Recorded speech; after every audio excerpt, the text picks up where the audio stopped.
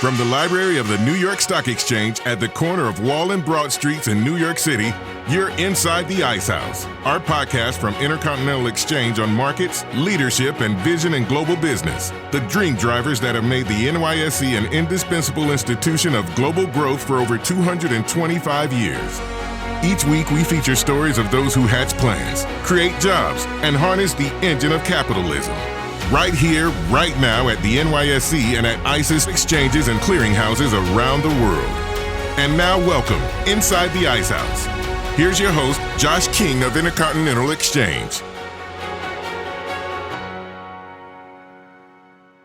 On October 4th, 2022, Warren Buffett's Berkshire Hathaway, the most expensive stock in the world, trading at $424,000 a share, issued a press release committing to regain compliance with the New York Stock Exchange. Now, let me clearly say there's no way that tickers BRK.A and BRK.B will be heading to the pink sheets anytime soon, but the exchange's rules must be followed, and there are no exceptions.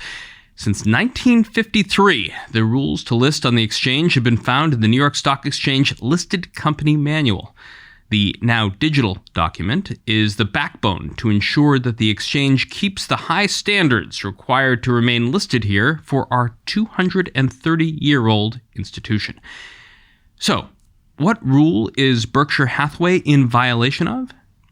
If you scroll down to Section 3, Corporate Responsibility, you'll find a brief section entitled Section 303A.01, which states, and I'm going to quote it here, listed companies must have a majority of independent directors.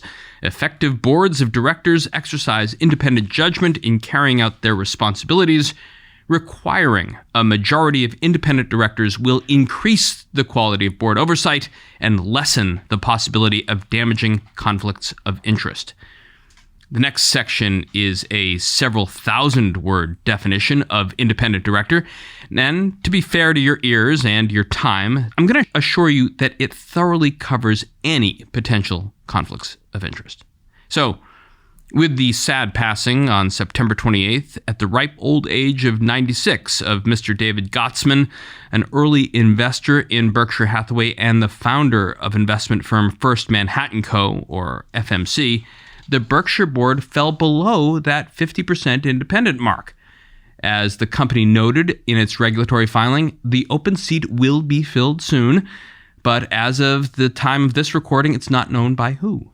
Besides passing the independent test, anyone could fill the seat, though sadly I doubt my phone is going to ring anytime soon with an Omaha area code. And it does raise the question, what does it take to be identified by a public company as a potential board member?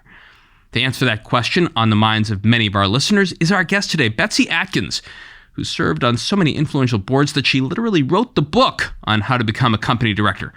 Our conversation with Baja Corporation founder and CEO Betsy Atkins on the secrets to landing a board seat and being a great director, her career leading companies from the board table and C-suite, and her advice to CEOs and boards navigating adversity. That's all coming up right after this. When you hear the word sustainability, you think, too big. When you feel you have to do something, you think, too complicated. Hold on. Think about your decisions. Get closer. Those that are big or small for you. Your decisions and other people's decisions. Those that have to be made every day. Step back a little. Think of the decisions that add up to many more. There are millions of decisions that change everything, little by little, for the better. Now think about who can help you make better decisions. And there we are. So that what you save, the planet saves too. To keep moving forward without leaving anyone behind. And now, when you hear the word sustainability, you think opportunities. At BBVA, we're putting new solutions at your fingertips in order to build a greener and more inclusive future. BBVA, creating opportunities. Our guest today, Betsy Atkins, is the founder and CEO of Baja Corporation. Over her career, she's served on 38 public company boards, the second most ever in U.S. history, and is a 3-time CEO. She's also overseen 17 IPOs on the New York Stock Exchange of companies that she's been a director of. Betsy currently holds several director roles, including on the board of SL Green Realty Corp, which trades currently on the NYSE under the ticker symbol SLG, and a not yet public company, but one of my favorite delivery services, GoPuff, among her other duties. So welcome, Betsy, inside the Ice House and the New York Stock Exchange. I'm delighted to be with you and your listeners. So a couple of weeks ago, I saw you up on the Bell Podium celebrating SL Green's 25th anniversary. With all the experience that you've had in the C-suite and the boardroom, how many times have you climbed those stairs to the New York Stock Exchange podium? Have you been on the podium for all of those 17 IPOs? Not all of them, but I would guess maybe about 15. What's the experience like when you do it? I mean, and what's the thought of the service that you've had and the moment that these companies are at and what it represents when they go from wherever their governance and their ownership structure is to suddenly being bought and sold by public investors? You know, it's such an exciting milestone, and you never don't feel a thrill. The energy of the floor, the fact that you're part of the public markets worldwide, you're on such an iconic exchange with incredible liquidity, history, values, and it's a moment of real pride. And, you know, when you hit that gavel and ring the bell, it is something. You've led several successful exits over your career through IPO and acquisition as a founder, CEO, and a board member. I read that your aunt and uncle were confectioners who started their own business. So does entrepreneurship run in the family? I think entrepreneurship does run in the family. As a serial entrepreneur, I have found that starting companies, assembling amazing teams, and bringing an entrepreneurial and innovative mindset to larger companies is the perspective that I find very exciting. What was the background of your aunt and uncle's store, and what did you take away from that? My uncle was an early innovator in automating factories. You know, so all of the new robotics and things that we see on a factory floor of manufacturing 4.0, he was a pioneer in his day. He was not a great businessman. He automated a factory. Client could not pay him. He ended up with a factory. He had no interest in anything but automating factories, not in running a great confectionery candy bar business. And unfortunately, he had a stroke, and I was tapped on the shoulder by my mother and ordered to go and run this family business where everybody was employed. So I left high tech, and I had co-founded this very big company named Ascend that went from 0 to 5.4 billion in revenue in a little over 8 years. So I left, took over this family business and redid it, tech-enabled it and positioned it and sold it. That's the business cycle, I guess, and we're going to get a lot more into Ascend in a couple minutes. But to stick with the earlier part of your career, Betsy, you attended the University of Massachusetts, got your liberal arts degree there, and after, how did you break into this fledgling computer tech space where you quickly found your first chance to both develop, found, and then scale a company with, it was called Interland? Well, originally, I took whatever job I could get, and I was hired by GE, and they informed me that I had the honor of being an affirmative action hire for a federal contract, which was super motivating. And then I was in GE, and it was so structured, and I was a bad subordinate. And I figured out I had to go where there was more technology and more innovation and a lot more flexibility. So after that, I went and moved deliberately into the semiconductor industry and then into the technology systems industry and found my co-founder of Interland when I was working for a systems company, and he was the genius with the ideas, and I was the one who got to write the business plan and get the venture investment behind it, and we launched it. And then what became of it? As we were getting ready to go public, it got acquired. Got acquired, I think, by Mycom, and then you spent some time at fledgling Boston-based fintech and then moved to Pennsylvania, where you quickly rose up the ranks of Unisys, which NYSE ticker symbol UIS. Why did you decide it was time to continue your march west? You are a Massachusetts kid, and you have all this, connection with GE and the industrial Northeast, and now it's time to head west. I decided that everything that was tech was happening in Silicon Valley. And I really didn't want to end my career in Bluebell, Pennsylvania at Unisys. So I deliberately and consciously went out to Silicon Valley, reached out to my friends in the venture capital industry, and was able to get a company that needed a CEO to turn it around. I mean, this is the story of Ascend, and the company caught the entire internet when it was just a glimmer in someone's eye, and they rode it, which is how you described Ascend around the time of its IPO. What was the 2-year march toward that IPO for Ascend like, and what were you doing?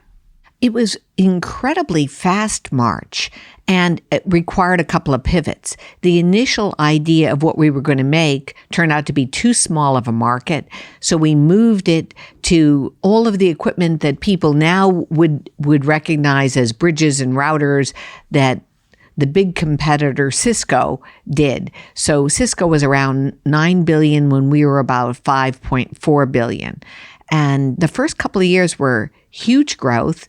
And we went public after about almost 2.5 years. We took the company public. It was doing $140 million at the time, and it got to be $5.4 billion. And then unfortunately, when you're public, if you get enough offers, unsolicited or solicited, at a certain point, you're obligated, as a fiduciary and a steward for the shareholders, if the offer has a high enough premium, you have to take it. And we had to take it. And we sold it, sadly. But I guess it really did launch your career as both an investor and a board member. How did that come about? We were acquired by Lucent, and I joined the Lucent board. And I started to look at governance with sort of an idea of, is the Lucent board really adding value to the products, the innovation cycle? Are we vibrant? Are we leaning in? Or are we stale? And so I started to think about the role of a director and how you add value. And that got me going on thinking about governance with a different eye. Having been a serial entrepreneur and having had boards before that were venture capital boards, and having been on the board of my own company, Ascend, that I co-founded, I started to think, how can this be done better and differently? Also, coincident with that, I was having withdrawal from Silicon Valley, so I started a couple of early stage seed, you would call them now angel venture funds. What were some of the most memorable deals and boards over the past 30 years that helped educate you on both the good, the bad, and the ugly of serving on boards? The most memorable boards for everybody who serves on boards are boards where it goes really well, and even more memorable are the ones with speed bumps that have terrible issues and problems. So, for example, I joined the board of Health South because the SEC was doing an investigation, and the original board that was there, according to the Delaware courts, the Delaware Chancery courts, had said that that board had not done a thorough and an objective special committee investigation. They needed new outside directors who were not affiliated with the company. So I was brought in as the chair to do that. And as soon as I got there, 16 days later, the company was raided by the FBI and the DOJ, and trading on the NYSE was suspended. And I looked around at my colleagues on the board and called them, convened them for a meeting, and they didn't want to get on the phone. They said, well, why do we have to get on the phone? This was a clue that the board was not a great board. If the trading is suspended on your company and your colleagues ask, well, why do we need to have a board meeting? That's a red flag. So that sort of brings up the question of like recruitment of directors. And we may be getting into it later as well, but like you are interested in the challenge of delivering healthcare to millions of patients across a region, and Health South is one of those providers. And like, how long is the process of people reaching out to Betsy Atkins to say, you'd be a great director for Health South? What's your process like in saying, I wonder if there's any hair on this company that I should be sort of aware of before I sign up as a director? And then you basically, when you have a chance to either look under the covers or be told by management that we have a problem here, it's a big surprise for you as a new director of this company. It was not a surprise in my diligence, and they were forthright. They said, we need to redo the board. We failed, according to the Delaware Chancery Courts, on our special investigation. So when something goes wrong on a board, you pick disinterested independent directors, a subcommittee, and you do a special investigation.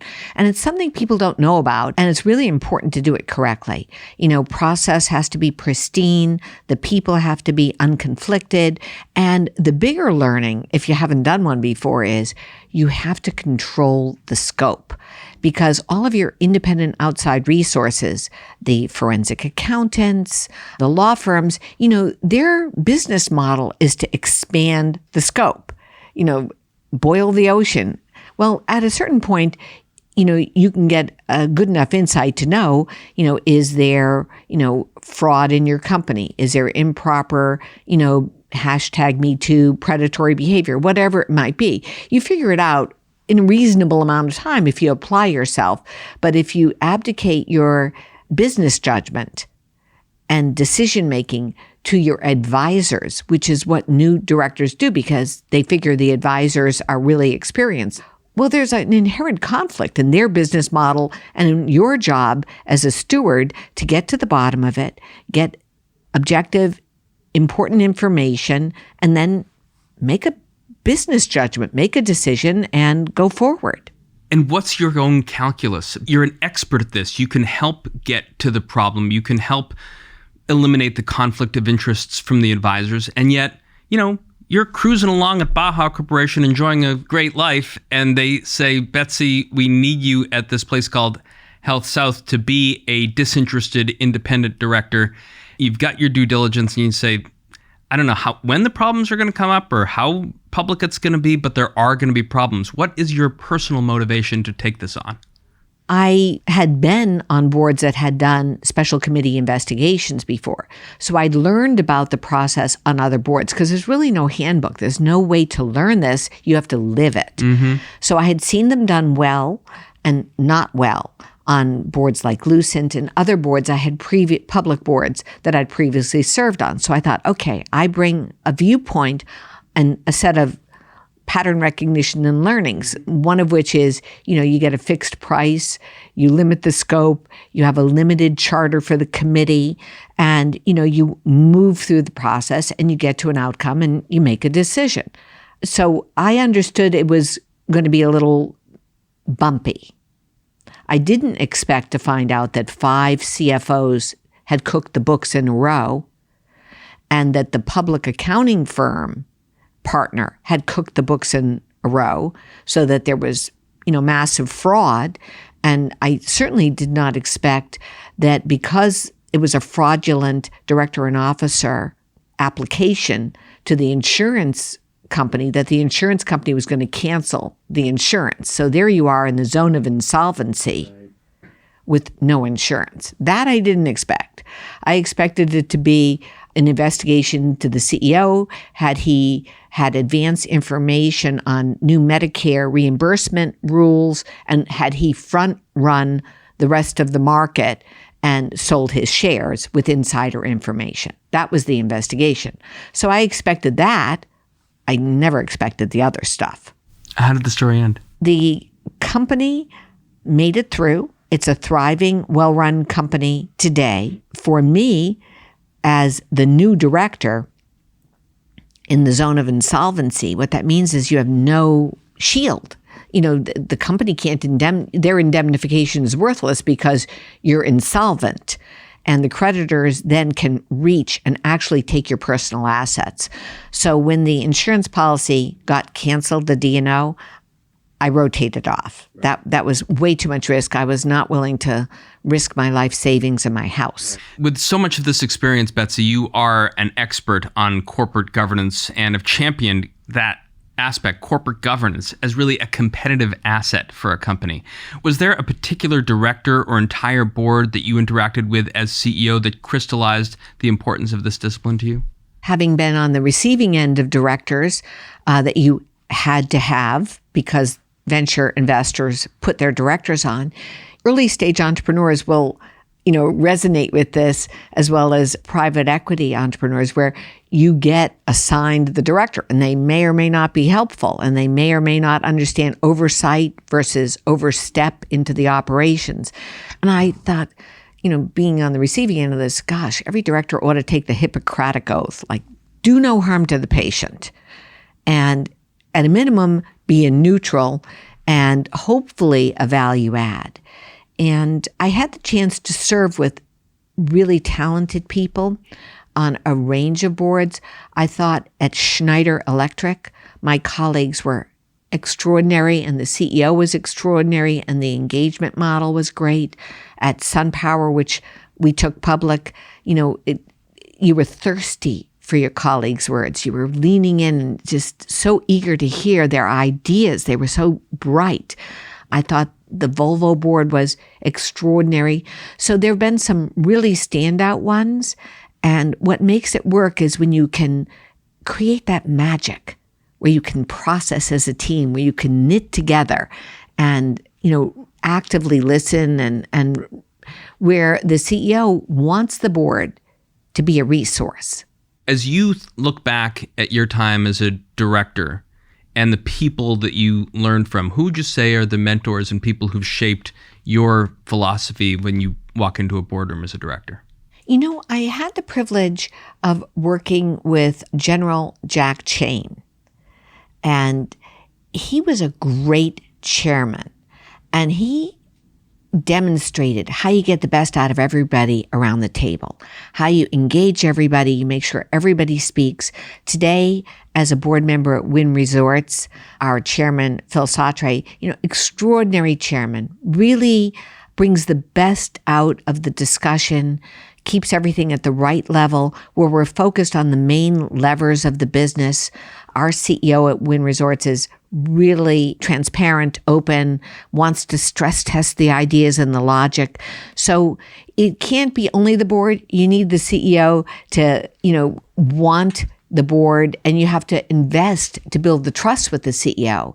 If you aren't really putting your time in to become a thought partner and a cone of safety for your CEO to ideate and think out loud. And, I know I've made it when I'm somebody's Starbucks commute partner on their way into work, and they actually really don't want to do anything except just speak out loud.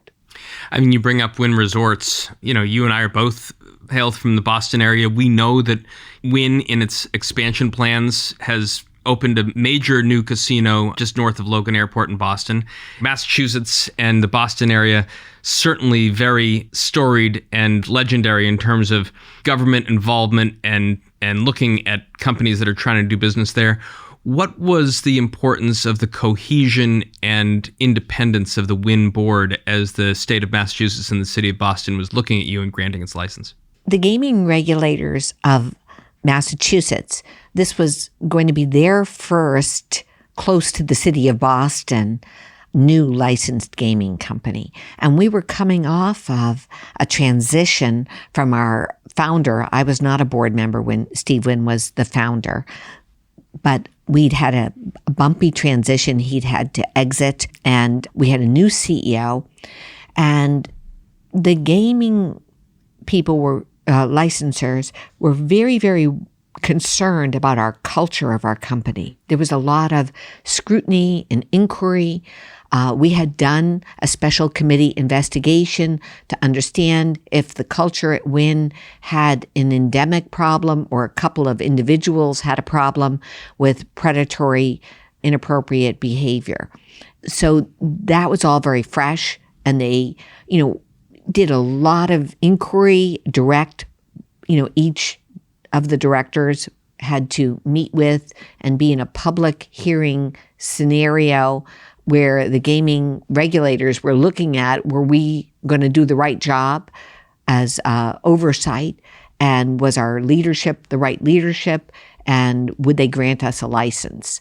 So it was a lot of scrutiny, a lot of preparation, and well done by our chair, by our CEO, in getting us prepped, aligned, so that we were able, I think, to do a very good job with the regulators. They granted us the license. Did your local roots help with your fellow board members and management to say, this is the Commonwealth of Massachusetts, guys, we're going to have to manage this pretty carefully?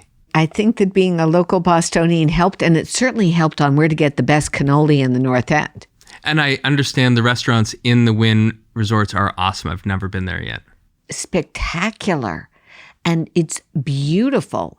And it is such a gorgeous facility with a little mini yacht that will pick you up in the North End or in Government Center. So you get to ride through Boston Harbor on your way there. And it's a beautiful, exquisite facility with a big sports book, and it's a great place. My next trip into Logan, I'm going to go. Let's switch gears a little bit, Betsy. Over the summer, you wrote an article on what Web 3.0 might mean for directors. It's an explainer on the technology that technologists expect is going to have transformative effects on society, businesses, and the companies that operate within them.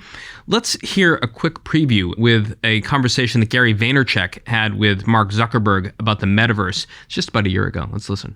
As somebody that I feel has always had a disproportionate understanding of communication, consumer, human behavior, give me your first hot take. I know you've had this big, announcement the other day. What is your just kind of macro thesis of the Web3 place we're going? Whether it's the metaverse, the NFT stuff, like what are we on the precipice of, and how similar is it to the time where right before Facebook was launched? Yeah, so the metaverse to me today feels like the next frontier in social connection, in much the same way that social networking did when I was getting started back in 2004. And that's a big reason why we wanted to change the brand of the company, is that today I think most people think about us as a social media company. But in our DNA, we're a technology company that builds all kinds of different technology to help people connect and tries to advance human connection. And of course, social media is one important part of that. But I think increasingly, it's going to be about building platforms and experiences that deliver this sense of presence, like you're right there with another person. Right there with another person, Betsy. Do you see a day in the near future where your board meeting will be around a metaverse board table? I think that it's always better in person. The connection, the ability to do active listening and really see what is said and what is unsaid and what someone is about to say. That level of nuance, it happens in person. I think we're all going to use more and more tools. And I think every company has learned that if you lean into tech and you innovate early, you're a top decile performer. And those that are laggards, end up as legacy companies. So I think there's no doubt, if we look back, internet, Web 1 was, catalogs, email. Web 2 was mobile first, e-commerce. And Web 3 is digital assets, Bitcoin, stablecoin, NFTs. It's gamification and augmented and virtual reality. And, the metaverse social media piece, I think, is going to lag a little bit.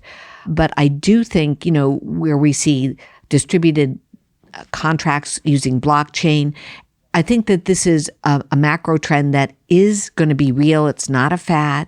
And I think companies that dabble early and lean in, whether it's to use NFT to expand their brand halo and engage with, the Gen Zero and the millennial cohort. Anybody who's consumer facing, I think, should be actively looking at it. And there's even applications where you see NFTs being used as service award recognition and certification. So you are now a Java programmer, a Python programmer, and it'll go on your LinkedIn. So there are business to business applications, not just business to consumer. How do you think both current and potential board members, how can they make sure to be up to date on whether it's Web 3.0 or any other disruptive technology that's shaping the current and future world? And what depth of knowledge do they need when they walk into a board and management says, we've got to get our tech stack more in order? I actually think that pretty much most boards are lagging in having that knowledge in the boardroom. They might have one director who's a little bit tech savvy, but, technology is broad, right? There's all of the big, ERP systems that operate the company, the Oracle, the SAP, there's the application software, there's, AI and ML, there's so many pieces of it, social media, business information systems. So the macro trend of using tech to automate things and drive efficiency, to delight your customers on their customer journey, and take friction out of the experience. That's why everybody loves their iPhone. The consumerization of even business to business customer experiences, the ability to drive efficiency, whether it's doing a reverse auction for something in the supply chain on the internet. So I think it's imperative that that perspective be increased in the boardrooms if you're really going to make your companies be the leaders. We started this bit of conversation, you saying that you think some boards are lagging in the technology expertise among the members who are serving them. I think in terms of our research, Betsy, the average age of board members in 2021 was 63. Does the impact and potential cybersecurity liabilities of using Web 3.0 or other innovations make an argument for bringing in younger or more diverse candidates to help companies flourish through disruptions? I do think it's really important to bring new cohorts into the boardroom. So, for example, at Win, we went and brought Darnell Strom, who came from, the talent world, and, he's just 40. So he is a, born digital or a digital native that we characterize our millennials as being digital natives. I actually think Gen Zero is born crypto. And I think the gen behind Gen Zero is going to be born metaverse. So you need that perspective. I think that the best boards have very different skills around the table. So there's gender, there's ethnic, but how about national, international? Most companies are doing half of their revenue outside the US and they don't have an international representation for their other big geos in, Asia Pacific and Europe. The whole point of diversity is diversity of thought and diversity of experience so that you stress test each other's logic and, can be supportive of management and offer, ideas that might, help them in their decision making. So I do think, yes, age, but there's more importantly, diversity of experience and diversity of thought. And I think that tech is woefully underrepresented, and it's key for a company's competitiveness. I mean, speaking of diversity in all of its forms, the New York Stock Exchange Board Advisory Council was founded in 2019 to help bring new people into consideration for board positions by building connections between companies and candidates, asking CEOs to look within their management teams and say, is it good for people in my C-suite who I've helped groom are diverse? Do you think they could help other boards? Do you think I would be comfortable with having some of my senior team serving on boards? How important is a strong personal network to becoming a board member? I think that a strong personal network is critical. I think that ultimately people want to work with people who are vouched for by somebody they trust. So you're looking to see if somebody brings IQ, do they bring EQ? And I think the third one that no one ever talks about is FQ, which is follow-up quotient. If IQ is intelligence and EQ is emotional intelligence, how about follow-up follow-through, FQ? What do you mean by follow-up quotient? When to speak in a boardroom, think of it like a baseball game with 9 innings, and you should chime in maybe 3 or 4 times. Yeah. You can't be commenting all the time. There's Right. 10 people there. But if you say you're going to do something, you have to do it. If I say I'm going to be available and I'm going to go and make visits with the institutional shareholders, I come to New York and I come to Boston and I spend 2 days and I meet with the institutional shareholders. You have to do your work. You have to follow up. Yeah. And we all know those people, those colleagues who say things and then actually never do it. And so soon you don't ask those people to do stuff because it mostly just doesn't happen. And in anything you do, on your inner relationships with your colleagues, you need to find a way to add value. That's what you're there to do. You're not just there to, kind of brush your corporate teeth and do your committee work and oversight. You're there to hopefully add some value. Talking about adding value, Betsy, shortly before the launch of the Board Advisory Council, you were asked by the former chairman of the Securities and Exchange Commission, Arthur Levitt, about how boards should define diversity. And you said, I'm going to quote you here, diversity should be the diversity of backgrounds in the boardroom, diversity of domain experts in the company's industry, and diversity of functional experts such as financial experts for the audit committee, digital experts, and geographic diversity. In your opinion, in the aggregate, how have boards done to create this other phrase that we haven't talked about yet, cognitive diversity? You're right. Cognitive diversity is what it's about, right? It's different thinking. And, it's easy to be prescriptive and say, I'm underrepresented in this ethnic group. I'm underrepresented in this gender. And the most important thing you're seeking is the cognitive diversity, is the different experience and how they saw something that worked really well and there's a good model to emulate and learn from, or they stepped on a landmine somewhere else and you've got pattern recognition that says this may end badly, we should get in front of this, and I've been breached, I've experienced a ransomware attack, here are the things that worked really well, here are some of the steps of having white and gray hat penetration testing groups, here's what worked well on ransomware in terms of, whether your company in the past, had Bitcoin to pay it off, or now there's really excellent software out there that does better at intercepting it. So, cognitive diversity of your experiences, how you problem solve, how you collaborate, that's really what you're there to do. What do you think is the number one thing you look for when seeking out new people to add to a board? And what do most people not get about the process for interviewing and onboarding as a company's newest director? I think the most important thing that I look for is how active and broad are the candidates' work experiences and current experiences. So, for example, I'm passionate about technology. I'm an entrepreneur and a technology geek. So I spend time with entrepreneurs, early stage entrepreneurs, and venture capital companies and private equity and market research firms.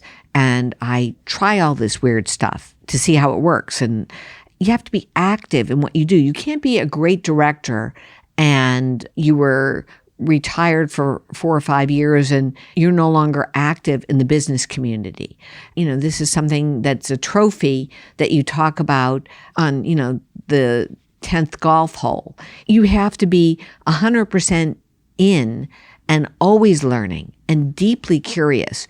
And whether it's your domain expertise, whether it's, specific industry or functional expertise, whatever it is you're doing, you have to be really leaning in, really curious, and really at the edge to bring, your knowledge and not just be looking at your old playbook, because the rate of change is so extraordinary now that your playbook that was great in the 90s and great in the first decade of 2000s, it's completely not that relevant anymore.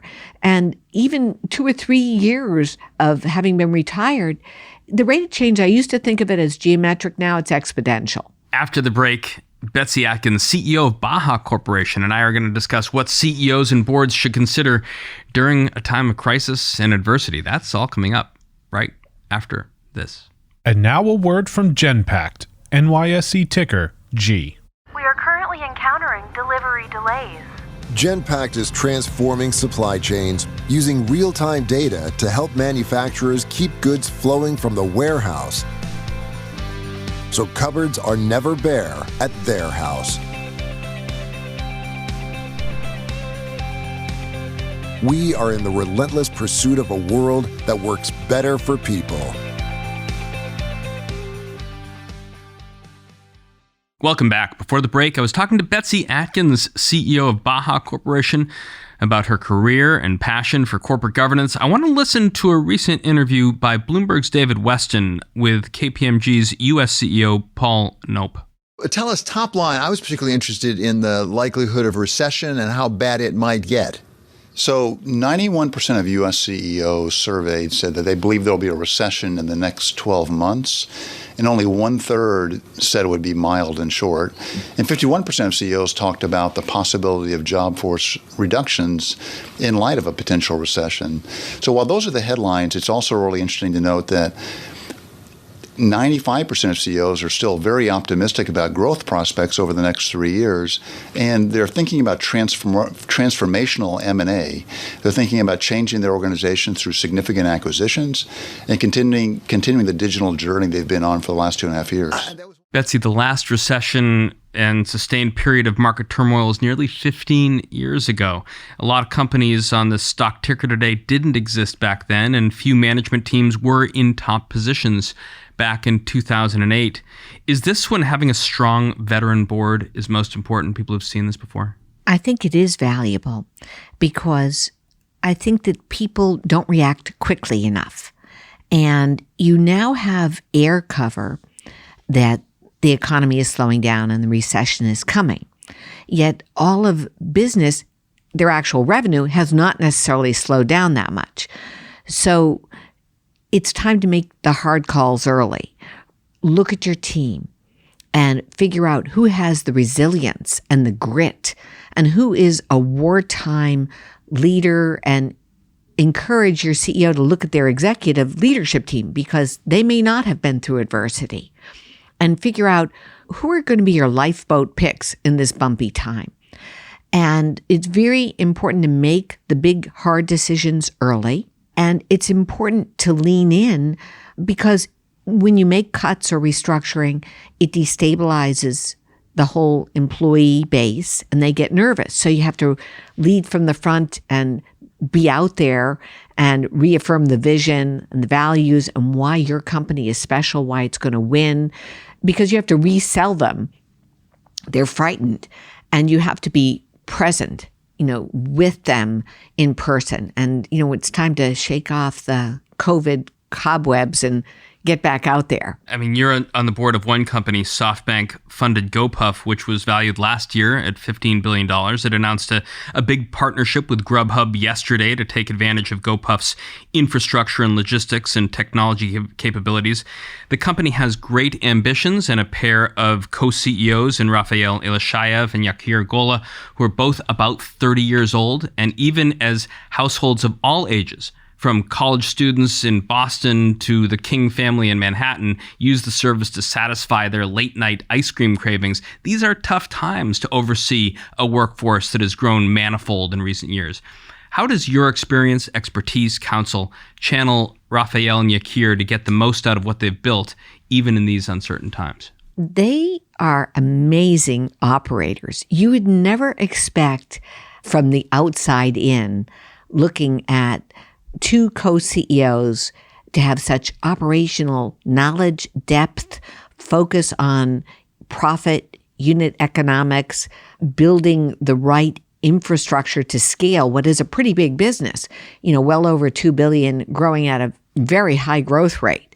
And I think why it's so particularly exciting is that they're such curious, avid learners, and they look and seek from not just the board, but a wide range to see models. And part of what you can do as a director with talent is use your relationship network.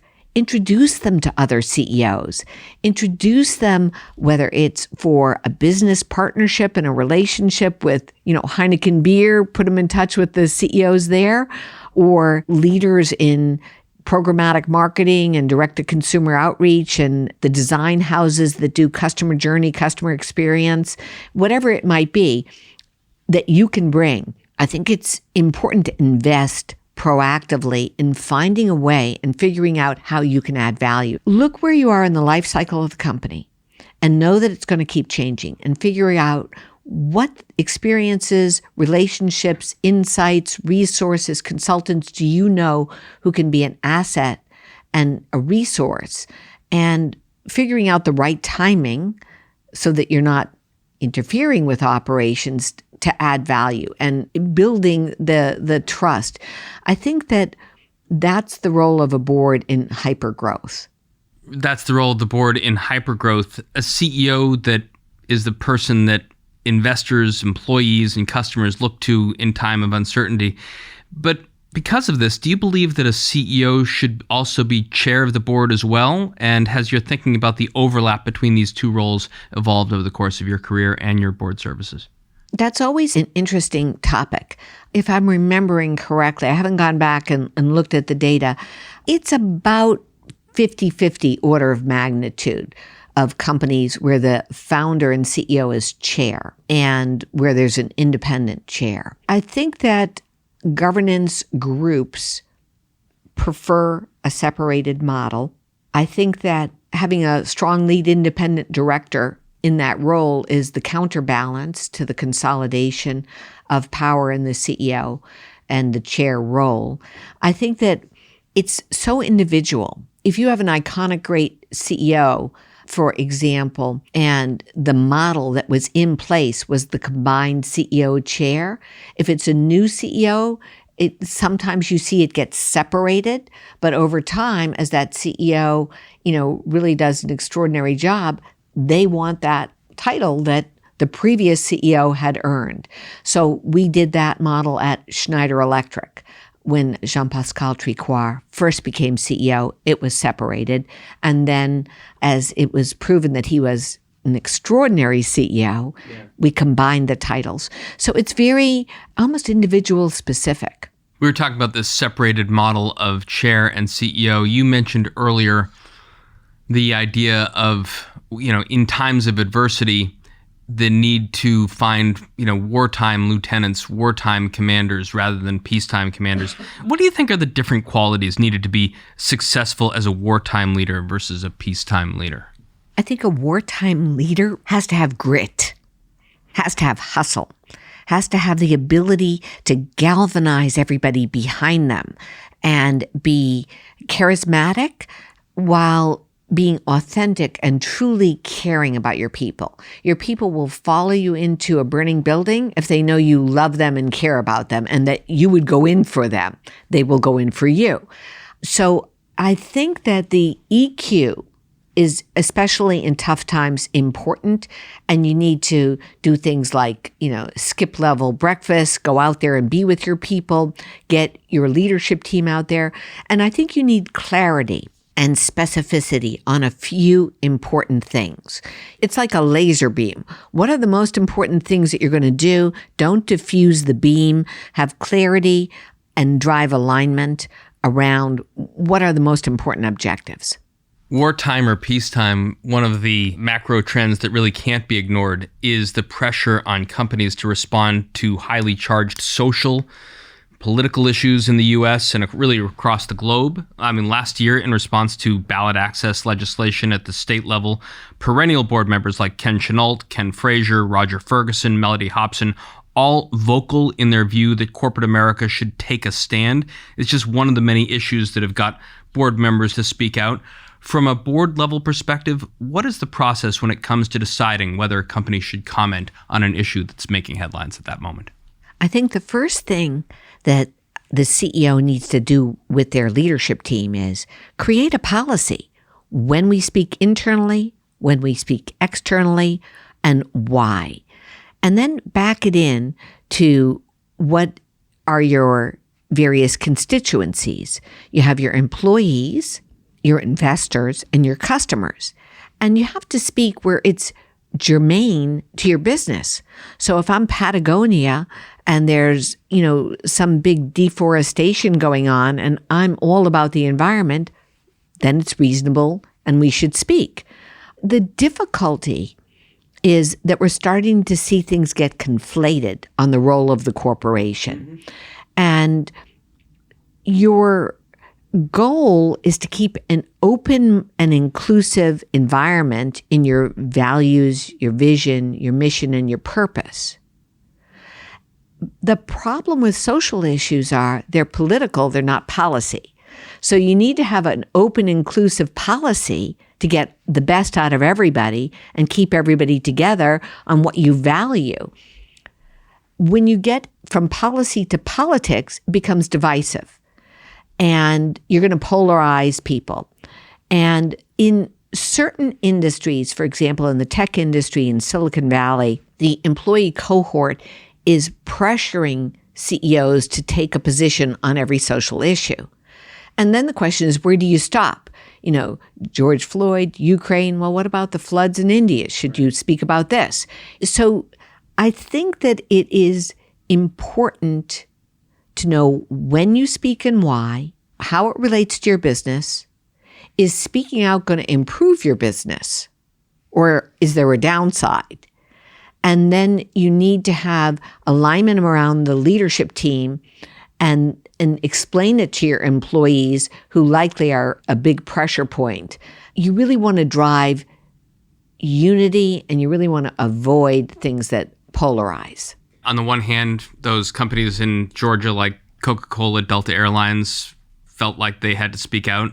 On the other hand, out in the Valley, CEOs like Brian Armstrong of Coinbase drew a very strong line in the sand to say, what we talk about here at Coinbase is really about the mission that we're on to create a new form of currency and manage crypto assets going in the future. And if you want to speak about politics or policy, you should work for another company. And a lot of people took Brian up on that offer, and Brian was pretty much fine with that. Was that on your radar as you were watching the performance of internal versus external communications? Because Brian did that in the form of an internal blog, knowing full well that it was going to be, in the newspaper the next day.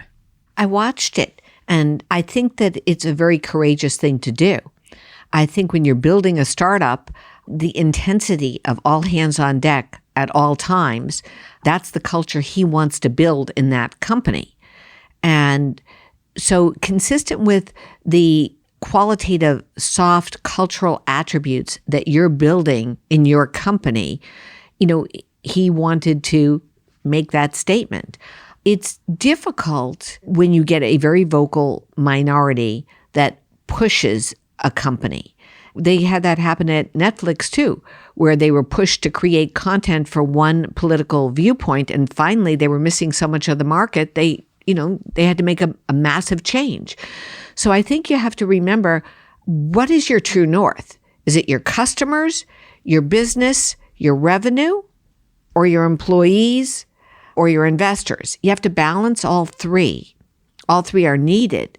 But when you get a very, very loud voice from one group, you have to consider and balance the other two constituencies.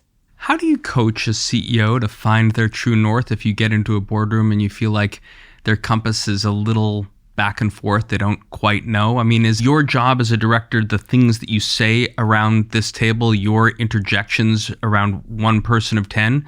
Or are those moments at the board dinner or the retreat when you take a walk in the woods and you have a more personal conversation?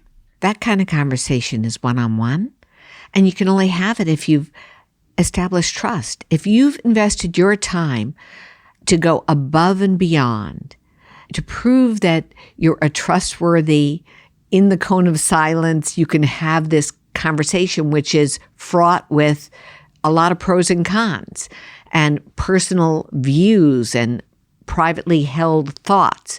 So you have to invest the time to get there with somebody, and it's a true testament. And, that's my psychological paycheck that I've done my job. I feel so happy when I can have that kind of discussion. Anything that's highly controversial, that is going to cause private or loss of face, those kinds of things, you want to try and do that ahead of or after in private. It's not the best way to do it in a big group setting. What's your prep for any sort of average board meeting? You meet in person 4 times a year typically or more? And how many days in advance do you get your book, and how many hours do you spend researching, reading, doing sort of extracurricular stuff before you show up in that boardroom? I continuously prepare. I don't do it like, cramming for the midterm. I'm reading articles, I'm listening to podcasts, I'm meeting with entrepreneurs, investors, institutional investors. I'm, going to various events, and I'm capturing information and ideas, and I'm organizing it by the boards I'm involved with. What practice would be really helpful for them? How has company A solved something that I've seen, whether it was a startup or a late stage company or a turnaround company? What are the learnings? I organize it. I have a team that backs me up that I've had for 15 years and allows me to really build my own playbooks and systems so that hopefully when I get to the board meeting, of course I've read the board materials, and I've, looked at sort of the market research and the analyst reports and the competitive industry landscape. But it's all of the other business practices that are working really well or should be avoided, or how people are doing different types of financial structures and different innovations that they're being able to have work in their company. Those are the things I try to organize and throughout the quarter. And if I'm doing my job right, I'm in touch with the CEO. Hopefully, if the CEO, wants to bounce ideas off of me, I'm really gratified when there's an outreach, or when the CEO says, can you help, with this, particular senior executive? Can you mentor this person? Can you help this person in their career? Those are really wonderful opportunities to actively listen and absorb more of what's going on in the company. I mean, in that vein, what role should a board have in sort of outside the boardroom employee management and creating a strong workplace culture? I think that the role of the board has to align with management. You have to have conviction and support around your CEO and what they're doing. And you have to find a way to offer insights or help that, support the cultural goals of how the company thrives. And there's no clear playbook except spend the time, have the passion, have the conviction, and, be careful that you're invited in, that you're not overstepping.